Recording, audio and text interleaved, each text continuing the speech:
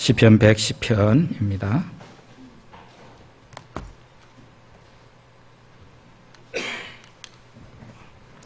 시편 110편 우리 같이 읽어보겠습니다. 여호와께서 내 주에게 말씀하시기를 내가 네 원수들로 네 발판이 되게 하기까지 너는 내 오른편에 앉아있으라 하셨도다. 여호와께서 시온에서부터 주의 권능의 규를 내보내시리니 주는 원수들 중에서 다스리소서. 즐거이 헌신하니 새벽이슬 같은 주의 청년들이 주께 나오는도다. 여호와는 맹세하고 변하지 아니하시리라. 이르시기를 너는 멜기세덱의 서열을 따라 영원한 제사장이라 하셨도다. 주의 오른쪽에 계신 주께서 그의 노하시는 날에 왕들을 쳐서 깨뜨리실 것이라. 문나라를 심판하여 시체로 가득하게 하시고 여러 나라의 머리를 쳐서 깨뜨리시며 길가의 시냇물을 마심으로 그의 머리를 드시리로다. 아멘. 우리나라의 어느 신학자가 말하기를 시편을 설교하는 것은 마치 지리산을 오르는 것과 같다. 그런 얘기를 했습니다. 지리산은 우리에게 친숙한 산이고 한번 오르고 싶은 그런 산이지만은 막상 지리산을 올라가려고 하면은 결코 쉬운 일이 아니라는 것입니다. 이처럼 시편은 우리에게 굉장히 친숙하게 보이지만 생소한 면이 많기 때문에 시편을 쉽게 봐서는 안 된다. 그런 얘기입니다. 시편에는 150편의 시가 있습니다. 찬양시, 감사시, 애가시, 교훈시, 그리고 우리가 잘 이해하기 힘든 저주의 시도 시편 안에 있습니다. 시편의 한 절반 정도 70개가 넘는 시가 바로 다윗에 의해서 지었는데요. 그 가운데는 누구가 지었는지 알 수 없이 이렇게 되어 있는 무명으로 되어 있는 시도 있는데 그 무명시 가운데서도 상당수는 다윗이 지은 시다. 그렇게 알려져 있습니다. 우리가 아까 교동문을 읽었죠. 교동문은 누구의 시인지 나와 있지 않지만은 전통적으로 다윗의 시로 그렇게 알려져 있습니다. 오늘은 시편 150편까지를 다 본다는 게 힘든 일이에요. 지금까지는 용케 성경을 한 권씩 잘 해왔습니다만은 시편은 제가 손을 들었어요. 더 이상 그렇게 할 수가 없어요. 그러면 어떻게 해야 되나? 시편을 몇 번의 설교를 해야 되나? 그렇게 해서는 안 되겠다는 생각을 했고 오늘 한 번의 설교로 시편은 지나가고 이제 다음에 기회가 되면은 좀 자세히 한번 해보기로 하죠. 그러면 오늘은 제가 어떤 방식으로 시편 설교를 하느냐?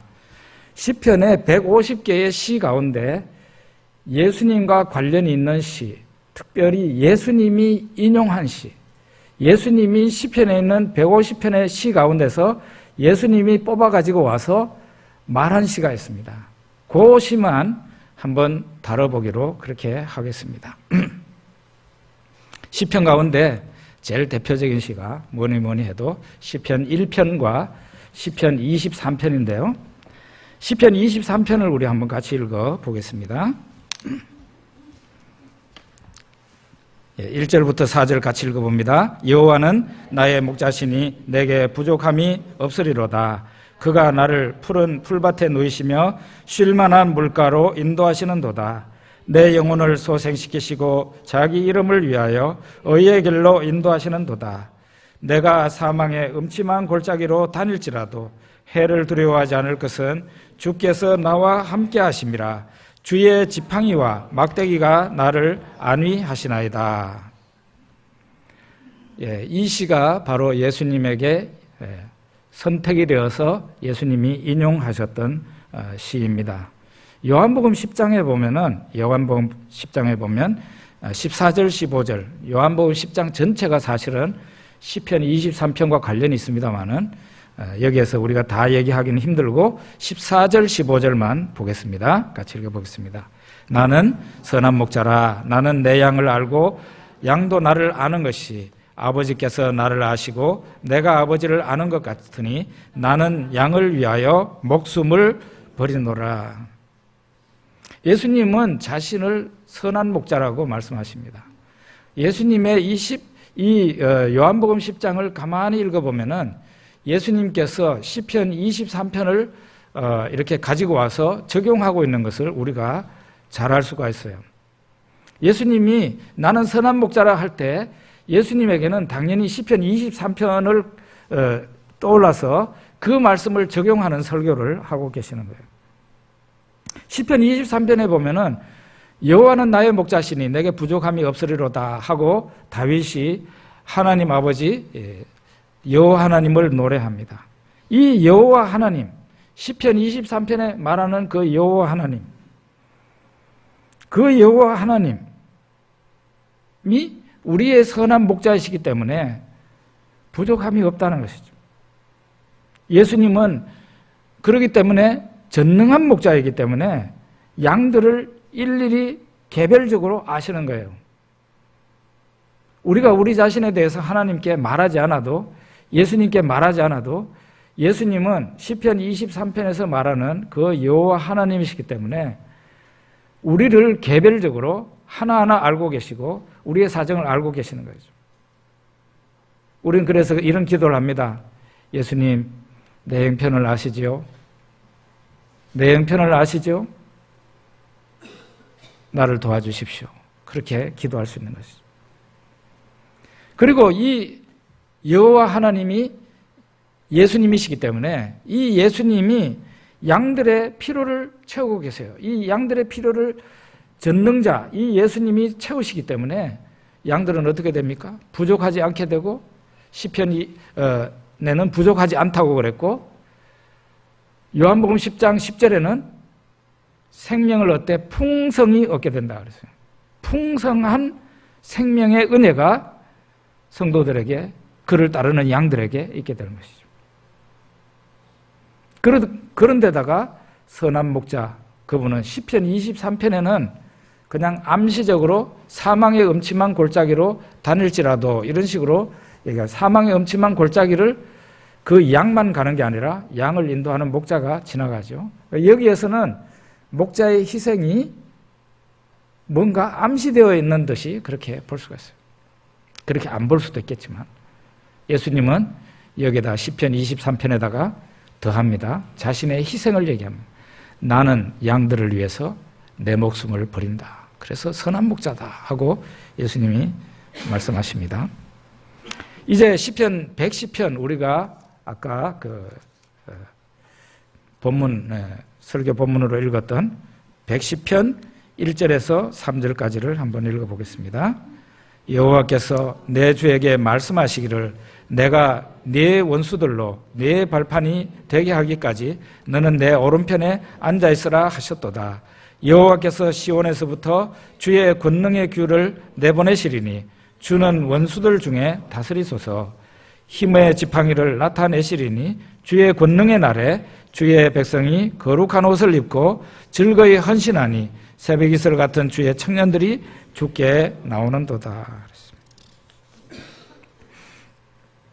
유대인들은, 예수님 당시의 유대인들은 그리스도가 만약에 오신다면은 다윗의 자손으로 오게 된다, 그렇게 생각을 했어요. 다윗의 자손으로. 그런데 유대인들은 꿈에도 생각하지 못한 것이 하나 있었는데 그리스도가 하나님이실 거라고는 생각을 못했습니다. 사실은 편견 없이 구약 성경을 읽으면 이사야서 6장도 보고 이사야서 9장도 보면은, 특별히 이사야서 9장에는 전능하신 하나님이 아기로 태어난다는 것도 나와 있죠. 편견 없이 보면은 그런 본문을 볼 수가 있는데, 유대인들은 그리스도가 오면은 다윗의 자손인 것만은 틀림없는데 그 그리스도가 하나님이실 거라고는 생각조차 못했어요. 그래서 예수님은 유대인들에게 이 점을 깨닫게 해 주고 싶었습니다. 그래서 마태복음 22장 42절에서 45절에 보면은 이와 관련한 시편을 인용한 예수님의 말씀이 있습니다. 우리 읽어보죠. 너희는 그리스도에 대하여 어떻게 생각하느냐?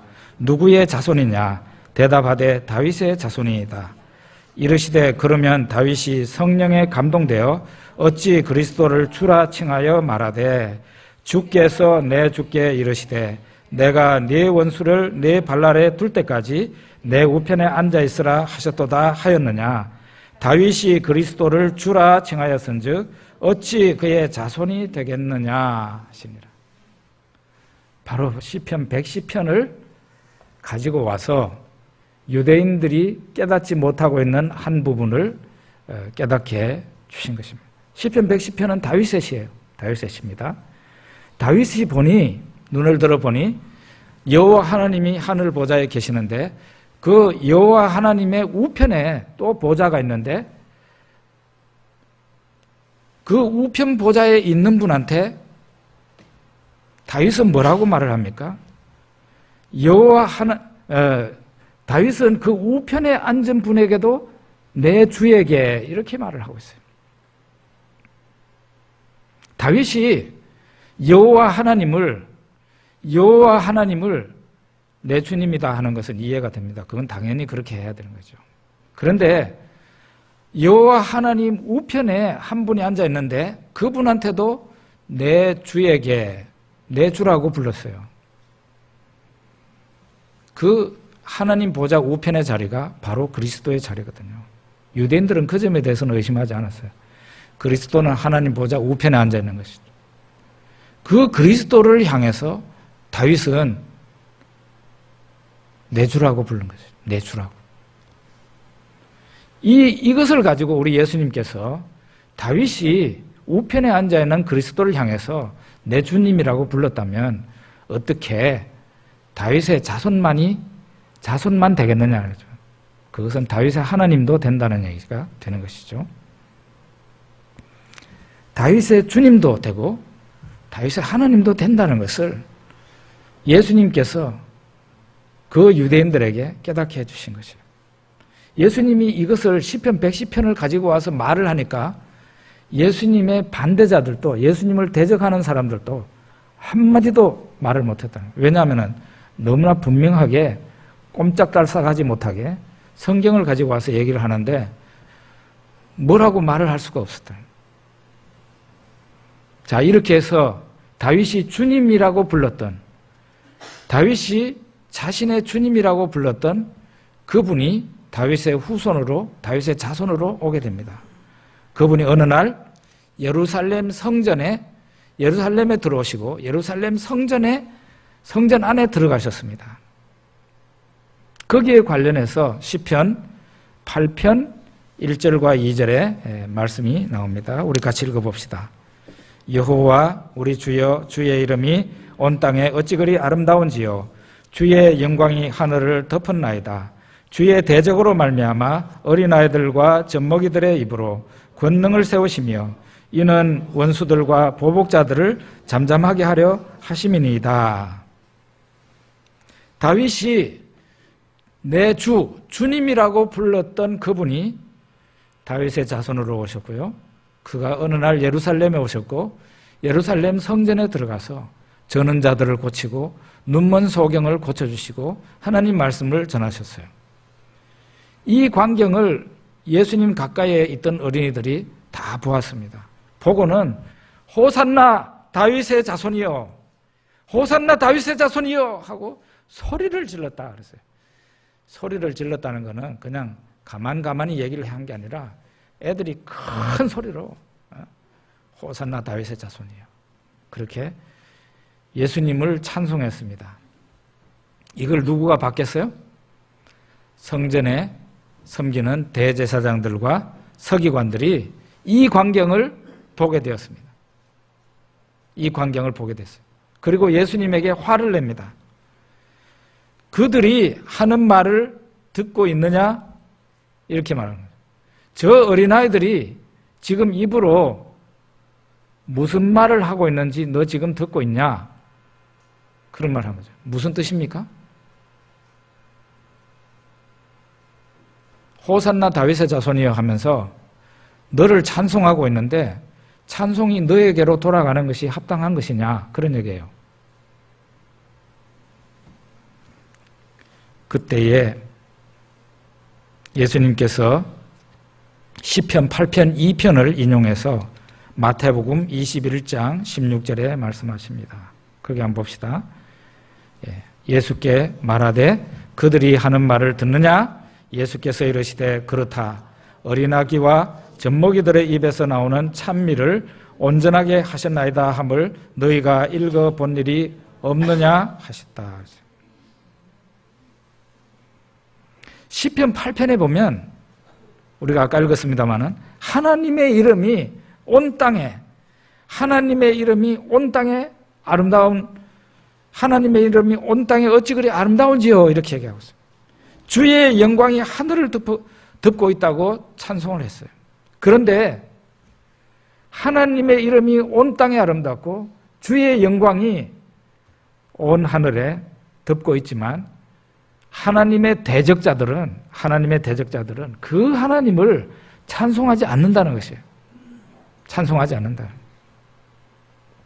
그런데 어떤 일이 일어나느냐는 어린아이들과 젖먹이들이 하나님을 알고 그 입으로 하나님의 영광을 찬송한다는 것이에요. 그 시편의 8편에 있는 말씀을 끌고 와가지고 예수님은 성전에서 그 어린아이들이 예수님을 향해서 찬양한 것을 적용을 했습니다. 그 하나님의 이름이 온 땅에 아름답고 하나님의 영광이 하늘을 덮고 있는데 그분이 이 지상에 오셔서 성전에 임하셨다 이 말이에요. 성전에 임하셔서 저는 자들을 고치시고 귀신 들린 자에게서 귀신을 쫓아내시고 하나님의 영광을 나타내는 말씀을 하셨는데 대적자들은 눈이 감겨서 예수님을 대적할 줄만 알았지 예수님이 이 세상에 오신 영광스러운 분이라는 것을 알지 못하고 찬송을 못하는 것이에요. 그런데 아무것도 모를 것 같은 어린 아이들이 그 입으로 예수님을 찬송했다 이 말이에요. 시편 8편에 있는 말씀을 예수님은 성전에서 임하신 자신에게로 적용을 하신 것이죠. 성경에 보면 하나님의 영광을 알고 하나님을 제대로 찬송한 사람들은 제사장들이나 율법교사들이 아니에요. 오늘날도 목사들에 의해서 하나님의 영광이 가려지고 하나님이 세상에서 우사를 당하고 있어요. 저도 목사입니다만 부끄럽고 부끄러운 일이에요. 오히려 하나님께서 어떤 사람들을 통해서 영광을 받으시느냐, 평범한 신자들을 통해서 하나님이 영광을 드러내시기도 하시고 그들이 하나님의 영광을 알고 찬송하고 있는 것이에요. 그리고 어른들보다는 어린아이들을 통해서 하나님이 영광을 받고 계시는 거죠. 하나님은 교만한 자들에게는 하나님의 얼굴을 나타내지 아니하시고 숨기시고 나는 아무것도 몰라요 하는 그런 사람들에게, 그 평범한 사람들에게 자신을 나타내기 때문에 그 평범하고 아무것도 모르는 것 같은 그 사람들이 하나님을 알고 하나님을 찬송하고 있다. 성전에 임하신 하나님, 곧 예수 그리스도시죠. 자, 우리는 시편 75편으로 넘어가 봅시다. 시편 75편 5절에서 8절을 한번 읽어보겠습니다. 너희 뿔을 높이 들지 말며 교만한 목으로 말하지 말지어다. 물은 높이는 일이 동쪽에서나 서쪽에서 말미암지 아니하며 남쪽에서도 말미암지 아니하고 오직 재판장이신 하나님이 이를 낮추시고 저를 높이시느니라. 여호와의 손에 잔이 있어 술거품이 일어나는도다. 속 썩은 것이 가득한 그 잔을 하나님이 쏟아내시나니 실로 그 찌꺼기까지도 땅의 모든 악인이 기울여 마시리로다. 세상의 모든 악인이 하나님이 내리시는 그 잔을 받아 마셔야 된다는 거예요. 세상에 있는 모든 악인이 하나님이 내리시는 그 거품이 부글부글 올라오는 그 독배죠, 독배. 그 독배를 받아 마셔야 된다. 바로 하나님의 심판의 잔이에요. 세상에 있는 모든 악인들은 절대로 피할 수가 없어요. 심판의 잔이에요. 놀랍게도 하나님이 이 악인들에게 내리시는 그 잔을 우리 예수님에게 내리시는 겁니다. 예수님이 하나님이 내리시는 그 잔을 받아 마시기 전에 이렇게 기도하셨습니다. 마태복음 26장 39절 봅시다. 조금 나아가사 얼굴을 땅에 대시고 엎드려 기도하여 이르시되 내 아버지여 만일 할만하시거든 이 잔을 내게서 지나가게 하옵소서. 그러나 나의 원대로 마옵시고 아버지의 원대로 하옵소서 하시고. 악인들에게, 세상의 모든 악인들에게 반드시 내리는 하나님의 잔이 있어요. 이 잔을 하나님이 그 악인들에게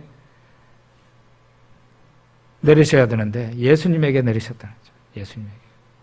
예수님이 이 하나님의 독배, 악인들에게 내리는 그 잔을 예수님이 받아 마셔야 되는데 이 잔을 마시기 전에 그 잔이 십자가의 고통이죠. 십자가입니다. 어마어마한 수치와 모욕과 고통과 지옥의 경험을 해야 되는 것이죠. 우리가 구원받지 못하면 가서 고통받아야 될 그 지옥의 고통이 십자가 위에서 나타나는 것이죠. 그것을 당해야 되니까 예수님은 한편으로는 의무적으로 받아 마셔야 되겠는데 또 한편으로는 수치와 모욕, 죄인이 받아야 될 벌이니까 우리 예수님은 거기에서 망설이고 마치 비급한 자처럼 이 잔이 내게서 지나가게 해달라고 기도를 합니다마는 나중에 어떻게 됩니까? 받아 마시게 되죠. 시편에 보면은 시편 23편이 대표적입니다마는 하나님이 내리시는 축복의 상이 있어요. 시편 23편 제일 마지막에 보면은 내 잔이 넘치나이다 했는데 그건 축복의 잔이에요. 하나님이 내리시는 즐거움의 잔, 행복한 잔이에요. 그런데 이 시편에 우리가 읽었던 75편에 있는 이 말씀은 세상의 모든 악인이 받아 마셔야 되는 하나님의 어마어마하고 끔찍한 그 고통의 잔이에요. 심판의 잔이에요.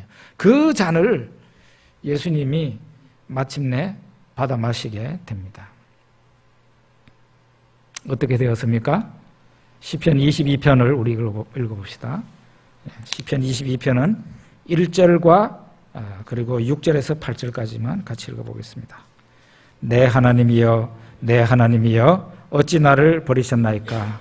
어찌 나를 멀리하여 돕지 아니하오시며 내 신음소리를 듣지 아니하시나이까? 나는 벌레요 사람이 아니라 사람의 비방거리요 백성의 조롱거리니이다. 나를 보는 자는 다 나를 비웃으며 입술을 비쪽이거리고 머리를 흔들며 말하되 그가 여호와께 의탁하니 구원하실 걸 그를 기뻐하시니 건지실 걸 하나이다. 시편 22편에 보면은 겉옷을 나누고 속옷을 제비 뽑는다는 것까지 나오고 내 수족을 찔렀다는 것도 나오고 내 뼈를 다 셀 수 있다고 말을 예수님이 하는 십자가 위에 있는 그 예수님을 그대로 보고 마치 그림을 그린 듯이 그렇게 얘기합니다. 다윗의 시입니다. 예수님 오시기 전 1000년 전에 다윗이 이 시를 예언적으로 그렇게 지었던 겁니다. 나의 하나님이여 내 하나님이여 어찌 나를 버리셨나이까? 이게 어디에 나오죠? 예수님 십자가에 달리셨을 때 나옵니다. 마태복음 27장 46절 거기 보면 나옵니다. 같이 읽어봅시다. 제9시쯤에 예수께서 크게 소리질러 이르시되 엘리 엘리 라마 사박다니 하시니 이는 곧 나의 하나님 나의 하나님 어찌하여 나를 버리셨나이까 하는 뜻이라. 우리는 예수님이 십자가 위에서 무슨 생각을 하셨을까 참 궁금합니다. 예수님이 십자가 위에서 그냥 아무 생각도 없이 그냥 고통을 당했을까? 예수님이 십자가 위에 적어도 6시간 이상, 예수님은 상당히 빨리 돌아가셨어요. 보통 이게 며칠 정도 지나야 죽는데 예수님은 빨리 죽으셨어요. 십자가에 달려서 한 6시간 정도 있다가 돌아가셨는데 그 십자가 위에 달려가지고 무슨 생각을 하셨을까? 우리가 볼 수 있는 부분이 바로 이 부분인데 예수님은 십자가 위에서 고통을 당하면서 시편 22편을 생각하셨다는 거예요. 나의 하나님, 나의 하나님, 어찌하여 나를 버리셨나이까? 이 말씀이 시편 22편에 그대로 있는데 바로 우리가 읽었잖아요. 시편 22편에 보면은 예수님의 그 십자가 위에 있는 예수님을 1000년 전에 다윗이 마치 보는 듯이 그리고 있는 거예요. 예수님은 십자가 위에서 바로 이 시편 22편을 암송하고 계셨다. 그렇게 생각하는 것이 너무 지나친 추측일까요? 그렇지 않죠. 그리고 예수님은 또 한편의 시를 생각하셨습니다. 유대인들은요, 구약 성경을 웬만한 사람은 다 외웁니다. 지금도 다 외워요. 예수님도 다 외우셨다고 봐야 되죠. 시편 69편을 예수님은 또 생각하셨는데요. 한번 봅시다. 그 가운데 우리가 한 구절만 보겠습니다. 21절 같이 읽겠습니다. 그들이 쓸개를 나의 음식물로 주며 목마를 때에 초를 마시게 하였사오니. 우리가 이 구절을 예수님이 이 말씀을 생각하셨거든요. 요한복음 19장 28절과 29절을 한번 봅시다. 그 후에 예수께서 모든 일이 이미 이루어진 줄 아시고 성경을 응하게 하려 하사 이르시되 내가 목마르다 하시니 거기 신 포도주가 가득히 담긴 그릇이 있는지라 사람들이 신 포도주를 적신 해면을 우슬초에 매어 예수의 입에 대니. 내가 목마를 때에 사람들이 내한테 식초를 마시게 했습니다 하는 이 말씀이 시편에 있는데, 이거는 예수님에 관한 마지막 예언으로 생각을 한 거죠. 십자가 위에서 이루어져야 될 예언이에요. 그런데 이것은 예수님이 직접 어떻게 할 수가 없어요. 그죠? 식초를 마셨다는 예수님이 식초를 어떻게 할 수도 없고, 이 예언은 예수님이 십자가 위에서 마지막 예언이 지금 남아있다는 것을 알고 이 예언이 이루어져야 된다는 생각을 하십니다. 십자가 위에서요. 그래서 예수님이 유인을 하는 거죠. 내가 목마르다. 이렇게 합니다. 그러니까 바로 십자가 밑에 있던 어떤 친구가 정상적인 포도주가 아니라 식초가 된 포도주를 해가지고 예수님의 입에다가 갖다 댑니다. 잔인한 모습이죠. 목마른 사람한테 뭘 줘야 됩니까? 물을 줘야 되죠. 물을 줘야 되는데 이 인간들은 어떻게 했습니까?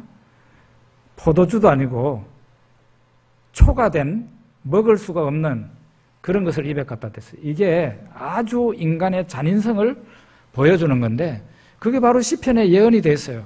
그 예언이 이루어져야 된다고 예수님은 생각한 겁니다. 십자가 위에서 고통을 당하면서 내가 목마르다 하니까 밑에 있는 어떤 사람이 포도식초를 갖다가 예수님 입에다가 갖다 댔습니다. 그래서 마지막 예언이 이루어진 겁니다. 우리는 이런 부분을 보게 되면은 예수님이 참 무서운 분이다, 그런 생각이 들잖아요. 정말 무서운 분이다. 정말 무서운 분이다. 인간이 제 아무리 까불어도 결국 하나님의 범위를 넘어설 수가 없어요. 하나님의 범위를 넘어설 수가 없어요. 그 식초를 예수님 입에다가 갖다 댄 그 사람은 예언을 생각했겠습니까? 예언을 전혀 생각하지 않았죠. 순간적으로 아마 그 사람은 예수님에게 아주 반감을 가지고 있고 예수님을 멸시천대하는 사람이었을 겁니다. 정상적으로 물을 줄 수가 없다고 생각했겠죠. 그래가지고 예수님 입에다 갖다 댔는데 바로 마지막 성경 예언이 예수님에게 이루어지는 그런 광경입니다.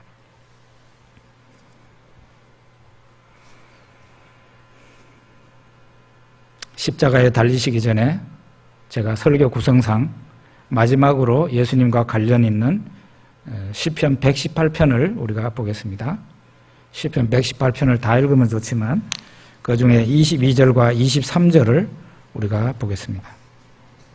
건축자가 버린 돌이 집 모퉁이의 머릿돌이 되었나니 이는 여호와께서 행하신 것이요 우리 눈에 기이한 바로다. 이 말씀을 예수님께서 인용하셨는데 마태복음 21장 42절에서 43절까지 말씀입니다. 거기 한번 보겠습니다.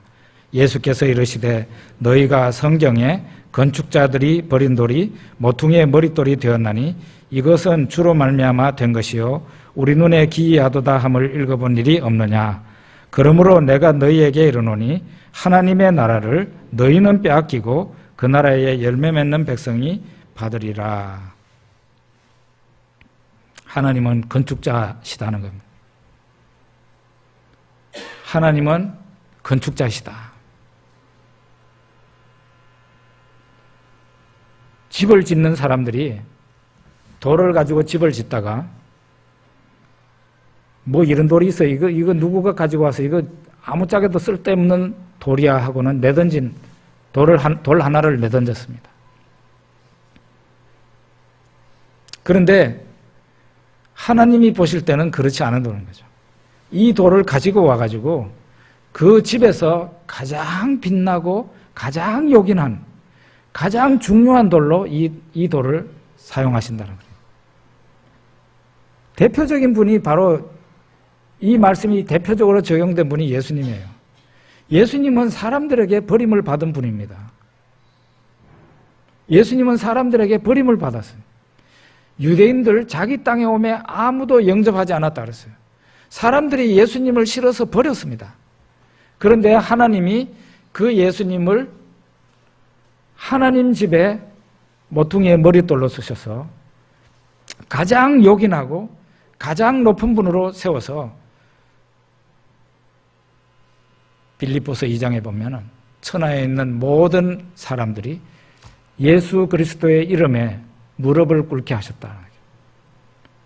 세상에서 버림받은 사람이라 할지라도 세상 사람들이 내버린 사람이라 할지라도 그 사람을 하나님께서는 세상 어떤 사람보다도 더 소중한 하나님의 사람으로 쓰실 수 있다는 거예요.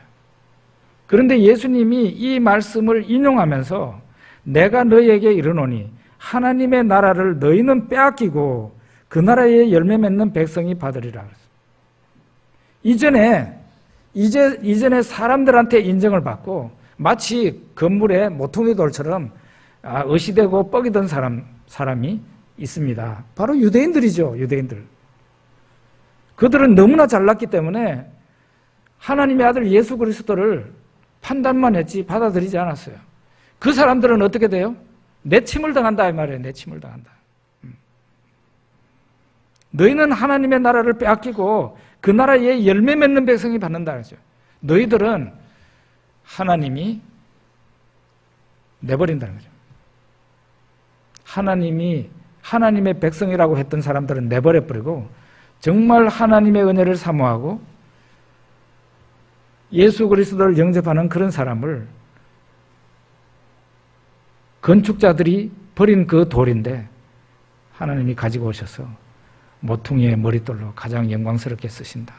이 말씀을 시편 118편에 있는 말씀을 예수님이 가지고 와서 건축자들의 버린 돌이 하나님이 모퉁이 머릿돌로 삼았다 하는 이 말씀으로 인용을 한 겁니다.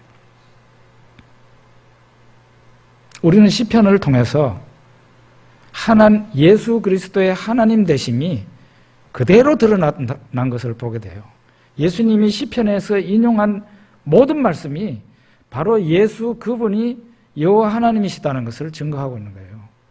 그렇기 때문에 선한 목자가 되시고 그리고 그 선한 목자 되신 분이 예루살렘 성전에 오셨을 때 대제사장들 서기관들 그분을 알아 모셨습니까?